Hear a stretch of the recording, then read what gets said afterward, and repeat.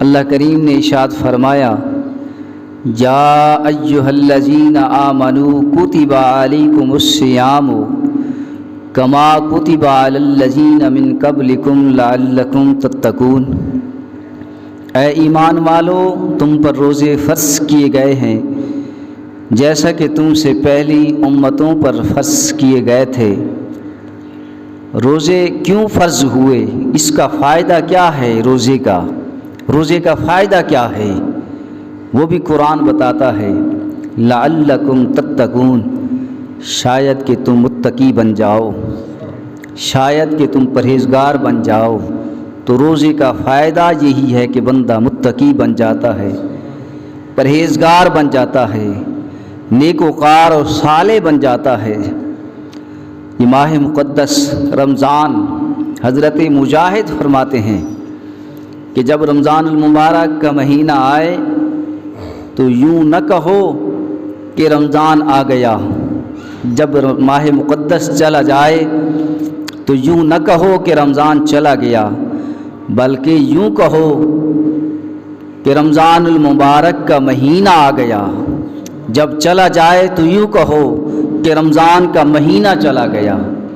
مہینے کا لفظ ساتھ ضرور بولو کہ رمضان کا مہینہ آ گیا، رمضان کا مہینہ چلا گیا، اس لیے کہ الرمضان اسم اللہ، یہ رمضان اللہ کے ناموں میں سے ایک نام ہے، اس لیے اسے خالی نہ پکارو۔ جب ماہ مقدس رمضان المبارک کا مہینہ آئے تو یوں کہو کہ رمضان کا مہینہ آ گیا، جب ماہ مقدس رمضان المبارک چلا جائے تو یوں کہو رمضان کا مہینہ چلا گیا۔ اگر اس کے ساتھ ہم یوں لفظ ملا لیں رمضان المبارک تو یہ زیادہ فضیلت والا لفظ ہے۔ اسلام کے اندر اکثر اعمال کے پیچھے کسی نہ کسی نیک بندے کی یاد موجود اور مقصود ہوتی ہے۔ اکثر اعمال میں اسلام کے اندر، چاہے وہ نماز ہے، چاہے وہ روزہ ہے، چاہے وہ زکوٰۃ ہے، حج ہے، جتنے بھی اعمال ہیں اللہ تعالیٰ کی طرف سے، جتنے بھی نیک اعمال ہیں اسلام کے اندر، اکثر اعمال میں کسی نہ کسی نیک بندے کی یاد موجود اور مقصود ہوتی ہے۔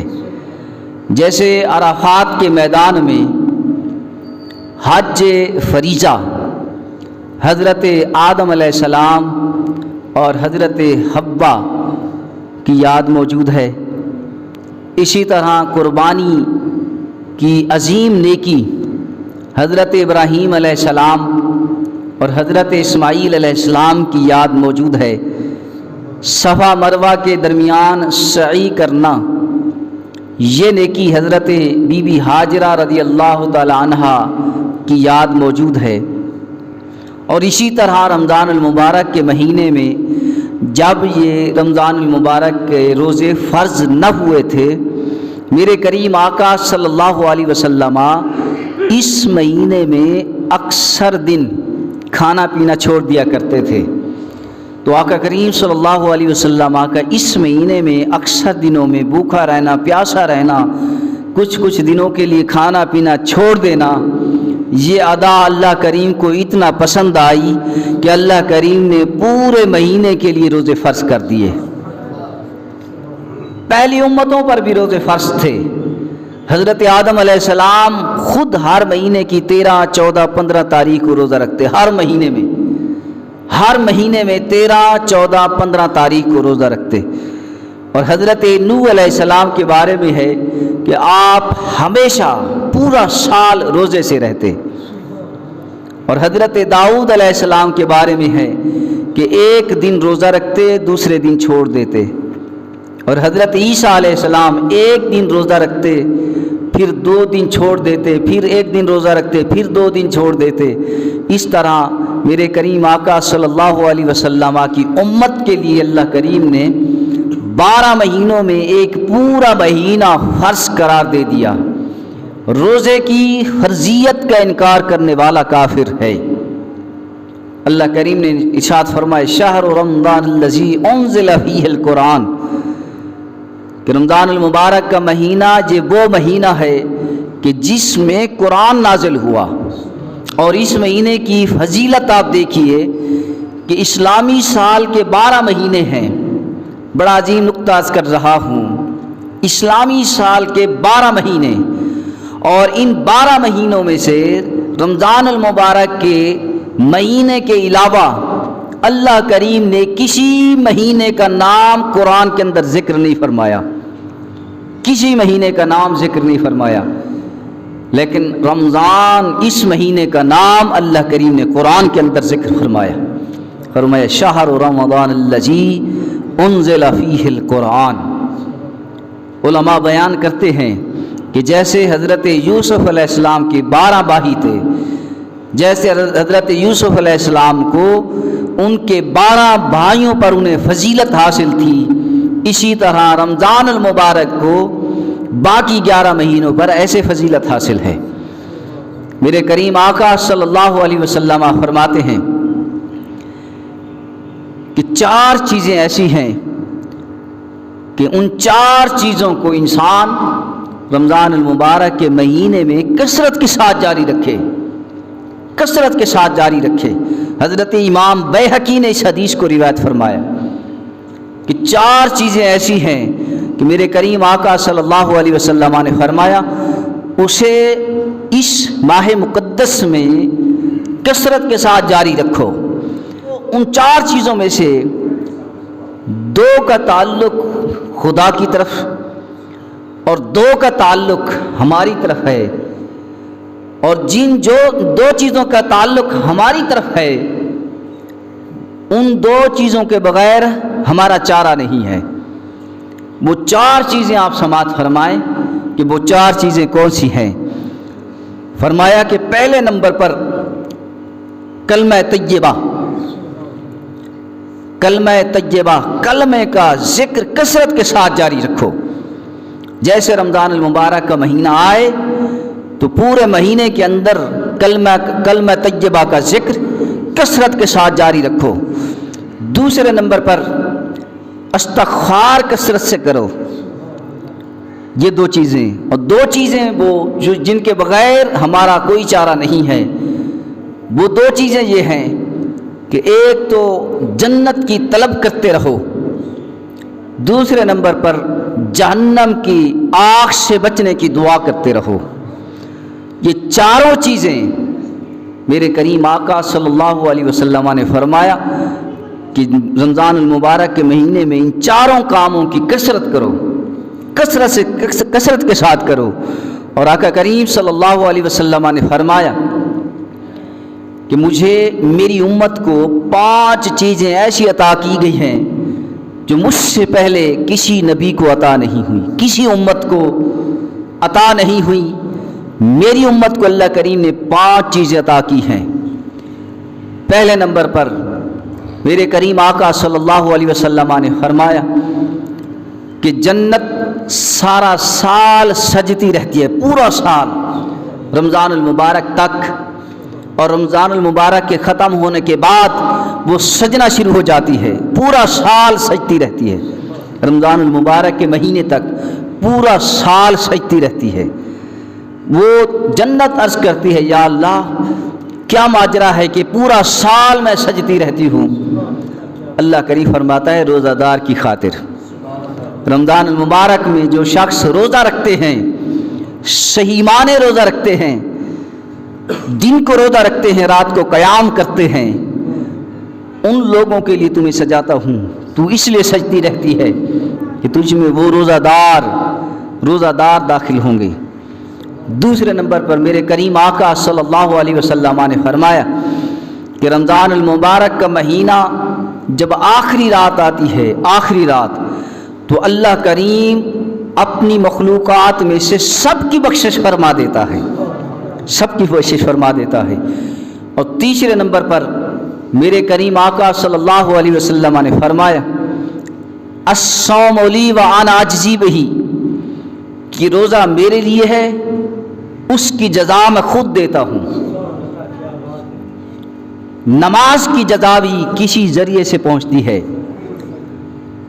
زکوٰۃ کی سزا بھی کسی ذریعے، حج عمرہ کی جزا بھی کسی ذریعے، لیکن فرمایا کہ روزہ اس کی جزا میں خود دیتا ہوں۔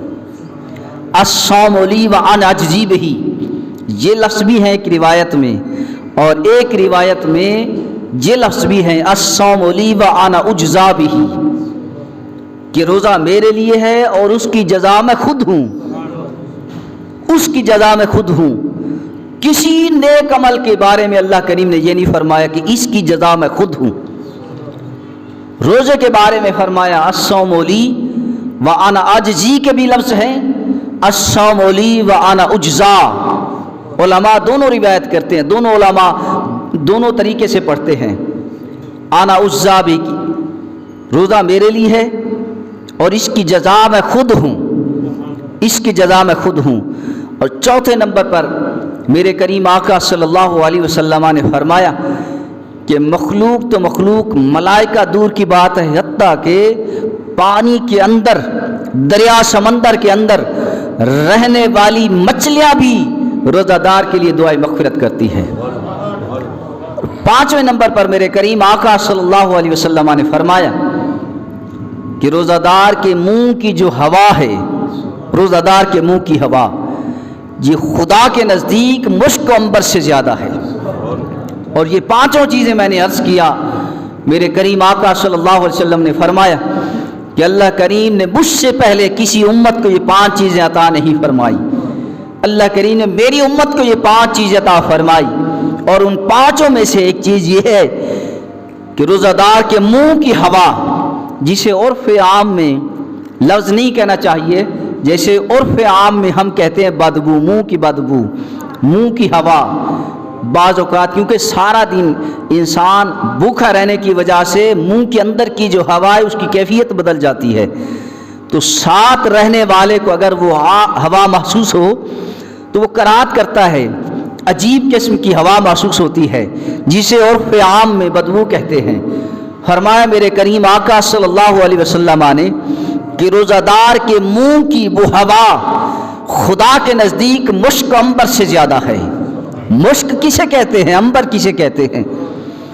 ساری دنیا، ساری کائنات کے اندر تم خوشبو کو جمع کر لو، ساری خوشبو جمع کر لو، مشک و عنبر کی خوشبو سے نہیں بڑھ سکتی۔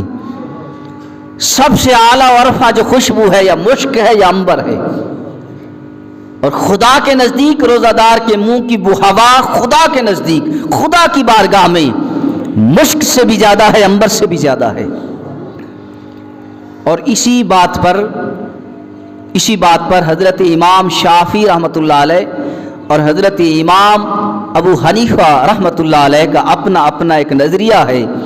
حضرت امام شافعی کہتے ہیں کہ جب روزہ دار کے منہ کی وہ ہوا، وہ بدبو، وہ ہوا، وہ مہک اگر اللہ کے نزدیک مشک و عنبر سے زیادہ ہے تو روزہ دار کو چاہیے کہ وہ مسواک نہ کرے۔ لیکن حضرت امام اعظم ابو حنیفہ رحمۃ اللہ علیہ فرماتے ہیں کہ روزہ دار کو مسواک کرنا چاہیے، اس لیے کہ اگر بغیر مسواک کے روزہ دار کے منہ کی ہوا جسے بدبو کہتے ہیں، وہ مہک بغیر مسواک کے اگر اللہ کے نزدیک مشک و عنبر سے زیادہ ہے تو روزہ دار کے منہ کی خوشبو کتنا پسند ہوگی۔ اس لیے حضرت امام اعظم، اس میں تھوڑا سا اختلاف ہے، یہ نظریہ ہے، اپنا نظریہ ہے۔ حضرت امام شافعی کا اپنا نظریہ ہے، حضرت امام اعظم ابو حنیفہ کا اپنا نظریہ ہے۔ تو میرے کریم آقا صلی اللہ علیہ وسلم نے فرمایا کہ روزہ دار کے منہ کی ہوا اللہ کے نزدیک مشک و عنبر سے زیادہ ہے۔ لہذا یہ ماہ مقدس شعبان کا یہ مہینہ جس کے بارے میں میرے کریم آقا نے فرمایا الشعبان الشہری، شعبان میرا مہینہ ہے اور رمضان اللہ کا مہینہ ہے، اور ایک روایت کے اندر ہے کہ رجب اللہ کا مہینہ ہے، شعبان میرا مہینہ ہے اور رمضان میری امت کا مہینہ ہے۔ وہ ماہ مقدس ہر مہینے کے 3 اشرے ہیں، ہر مہینے کے 3 اشرے ہیں، لیکن رمضان المبارک کے تینوں اشروں کی اپنی اپنی فضیلت ہے۔ پہلے اشرے کی اپنی فضیلت، دوسرے عشرے کی اپنی فضیلت، تیسرے عشرے کی اپنی فضیلت۔ حالانکہ اگر رجب کو دیکھا جائے تو اس میں 27 رجب اس کی اپنی فضیلت ہے، آخری عشرہ۔ ربیع الاول کو دیکھا جائے تو 12 ربیع الاول دوسرے عشرے کی اپنی فضیلت، محرم کو دیکھا جائے تو پہلے عشرے کی اپنی فضیلت۔ لیکن رمضان المبارک یہ ایسا مہینہ ہے کہ اس مہینے میں تینوں عشروں کی اپنی اپنی فضیلت ہے۔ پہلے مہینے کی اپنی فضیلت، دوسرے کی اپنی فضیلت، تیسرے کی اپنی فضیلت، تینوں کی فضیلت ہے۔ فرمایا وَهُوَ الشَّهْرُ أَوَّلُهُ رَحْمَةٌ وَأَوْسَطُهُ مَغْفِرَةٌ وَآخِرُهُ عِتْقٌ مِّنَ النَّارِ۔ ماہ مقدس رمضان المبارک وہ مہینہ ہے کہ جس کا پہلا عشرہ رحمت کا عشرہ ہے، دوسرا عشرہ مغفرت کا عشرہ ہے، اور تیسرا عشرہ جہنم سے آزادی کا عشرہ ہے۔ اور یہ ہمیں ماہ مقدس اس کے لیے تیاری کر لو، اپنے آپ کو تیار کر لو۔ رمضان المبارک کے اندر کھانا پینا کیسے اپنا استعمال کرنا ہے، سحری کیسے کرنی ہے، افطاری کیسے کرنی ہے، سارا دن اپنے آپ کو کھانے سے بچانا کس طرح ہے۔ روزے کا مقصد کیا ہے؟ روزے کا مقصد تقوی، پرہیزگاری ہے۔ متقی کیسے بننا ہے، پرہیزگار کیسے بننا ہے، گناہوں سے دور کیسے رہنا ہے، نیکیاں کیسے کرنی ہے، ذکر و اذکار کیسے کرنا ہے۔ یہ رمضان المبارک سے پہلے اپنے آپ کو تیار کر لو۔ رمضان المبارک سے پہلے اس شعبان کے مہینے میں اپنے آپ کو رمضان المبارک کے لیے تیار کرنا، یہ سنت مصطفیٰ ہے۔ آقا کریم صلی اللہ علیہ وسلم رمضان المبارک کے علاوہ شعبان میں سب سے زیادہ روزہ رکھا کرتے تھے، اس لیے کہ رمضان المبارک آنے والا ہے، اس ماہ مقدس کے لیے تیاری ہو جائے۔ فرمایا هو الشہر الصبر، یہ ماہ مقدس آنے والا یہ صبر کا مہینہ ہے۔ فرمایا صبر کی جزا کیا ہے، صبر کا اجر کیا ہے؟ فرمایا الصبر ثوابہ الجنہ، صبر کی جو جزا ہے وہ جنت ہے، وہ جنت ہے۔ میرے کریم آقا صلی اللہ علیہ وسلم کی خدمت میں ایک شخص حاضر ہوا، عرض کیا یا رسول اللہ صلی اللہ علیہ وسلم، اگر کوئی شخص اس بات کی گواہی دے، اس بات کی گواہی دے کہ خدا کے سوا کوئی معبود نہیں، وہی واحد لا شریک ہے، اور اس کے ساتھ اس بات کی گواہی دے کہ محمد صلی اللہ علیہ وسلم اللہ کے رسول ہیں، پانچوں نمازیں بھی ادا کرے، زکوٰۃ بھی دے، روزے بھی رکھے، دن کو روزہ رکھے، رات کو قیام کرے، تراویح پڑھے، تو اس شخص کا شمار کن لوگوں میں ہوگا؟ تو میرے کریم آقا صلی اللہ علیہ وسلم نے دو لفظ بولے، فرمایا صدیقین و شہداء۔ اس شخص کا شمار صدیقین اور شہداء میں شمار ہوگا۔ اور میرے کریم آقا صلی اللہ علیہ وسلم نے فرمایا، حضرت ابو ہریرہ اس حدیث کے راوی ہیں، اس حدیث کے راوی حضرت ابو ہریرہ ہیں، فرماتے ہیں کہ رسول اللہ صلی اللہ علیہ وسلم نے فرمایا کہ جب رمضان المبارک کی پہلی رات آتی ہے، پہلی رات، اللہ کریم اپنی مخلوق کی طرف توجہ فرماتا ہے۔ اس کا مطلب یہ نہیں کہ اور راتوں میں یا اور دنوں میں اللہ کریم توجہ نہیں فرماتا، نہیں، اللہ کریم کی قدرت ہر طرف وہ متوجہ ہے اپنی مخلوق کی طرف۔ لیکن یہ فضیلت، یہ خصوصیت ہے رمضان المبارک کی کہ اللہ کریم پہلی رات اپنی مخلوق کی طرف توجہ فرماتا ہے، اور جس کی طرف اللہ کریم توجہ فرماتا ہے پھر اس سے حساب نہیں ہوگا، اس کا بدلہ جنت ہے۔ میرے کریم آقا صلی اللہ علیہ وسلم نے فرمایا کہ اللہ کریم رمضان المبارک کی پہلی رات 10 لاکھ لوگ، ایسے لوگ جو گناہ گار ہیں، نیکوکاروں کی بات نہیں، جو گناہ گار ہیں، 10 لاکھ گناہ گاروں کی بخشش فرماتا ہے۔ یہ سلسلہ ہر رات جاری رہتا ہے، حتیٰ کہ رمضان المبارک کی آخری رات جتنے لوگ آزاد ہو چکے ہوتے ہیں اور جتنے لوگوں کے اللہ کریم بخشش فرما چکا ہوتا ہے، آخری رات اتنوں کے برابر اللہ کریم لوگوں کی بخشش فرماتا ہے۔ پھر اللہ کریم ملائکہ سے، فرشتوں سے مشورہ کرتا ہے کہ اے گروہ فرشتہ، اے گروہ ملائکہ، اس مزدور کی مزدوری کیا دوں، اس کا اجر کیا دوں؟ اللہ اکبر، جس نے سارا مہینہ روزے رکھے، رمضان المبارک کا احترام کرتا رہا، رات کو قیام کرتا رہا، اس کو مزدوری کیا دوں؟ فرشتے خدا کی بارگاہ میں عرض کرتے ہیں یا اللہ تو مالک ہے، اس کی عبادت کے مطابق اجر عطا فرما۔ اللہ کریم فرماتا ہے اے فرشتیو گواہ ہو جاؤ، رمضان المبارک کی اس نے تکریم کی، عزت کی، رمضان المبارک کے اس نے روزے رکھے، رات کو قیام کیا، سارے فرشتے گواہ ہو جاؤ، میں نے اسے اس کے سارے گناہ بخش کر اسے جنت کا حقدار بنا دیا ہے، جنت کا حقدار بنا دیا ہے۔ تو سامعین محترم، رمضان المبارک آنے والا ہے، وہ عظمتوں، رفعتوں، برکتوں والا مہینہ آنے والا ہے۔ میرے کریم آقا صلی اللہ علیہ وسلم فرماتے للصائم فرحتان، روزہ دار کے لیے دو خوشیاں ہیں، للصائم فرحتان وفرحۃ عند فطرہ وفرحۃ عند لقاء ربہ، فرمایا روزہ دار کے لیے دو خوشیاں ہیں، ایک خوشی روزہ افطار کے وقت اور دوسری خوشی خدا سے ملاقات کے وقت، دو خوشیاں روزہ دار کے لیے ہیں۔ اور یہ روزہ کتنی قسم ہے، روزہ دار کی قسمیں کتنی ہیں، انشاءاللہ العزیز اگلا آنے والا جمعۃ المبارک یا پہلا روزہ ہوگا یا دوسرا ہوگا، انشاءاللہ العزیز اسی جمعۃ المبارک گفتگو کریں گے۔